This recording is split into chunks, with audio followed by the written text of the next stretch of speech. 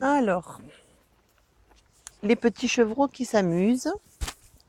Voilà, ils sont de plus en plus vifs. Zazounette, qui est une magnifique chevrette. Lui là, c'est une canaille.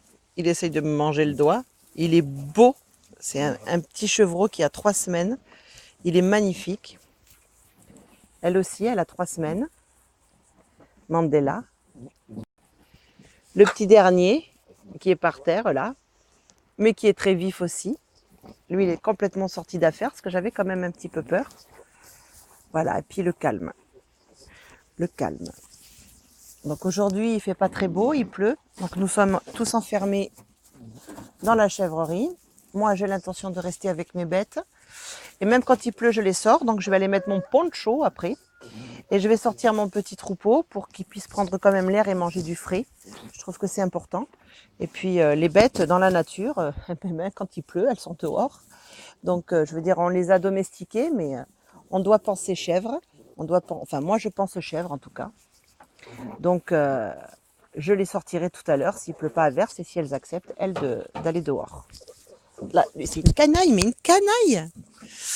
Une vraie canaille. Voilà le petit dernier. Regardez comme il va bien. Il s'amuse avec Cacahuète. Hop! Et hop! Elle veut jouer, mais bon, lui, il est peut-être pas encore prêt. Il a que 5 jours. Cette petite canaille. Un Cacahuète. Cacahuète qui a envie de téter. Comme je lui ai donné un biberon hier, elle s'est dit, tiens, c'est peut-être une seconde maman. Donc là, je vais aller traire une chèvre pour aller lui donner le biberon et compléter un peu, vu que sa sœur prend tout le lait de sa mère. Hop, qui c'est qui est derrière moi? Oh, c'est Mandela. Mandela, que t'es trop belle, ma finette. Avec des jolies cordes. Mandela commence à avoir ses petites cordes. Donc normalement, c'est l'époque où on devrait écorner les chèvres. Donc en fait, si vous voyez là, les 2 petites cornes qu'elle a au-dessus, on met une machine au-dessus, ça leur brûle.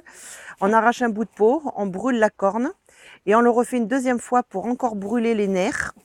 Et bien entendu, on vous dira que c'est rapide et que ça leur fait appel de mal. Donc voilà, moi je trouve ça horrible. Il est hors de question d'écorner mes bêtes. En plus, c'est tellement beau. Et puis si la nature leur a donné des cornes, c'est pas pour rien. Donc l'année prochaine, j'aurai quelques chèvres avec des cornes. Voilà.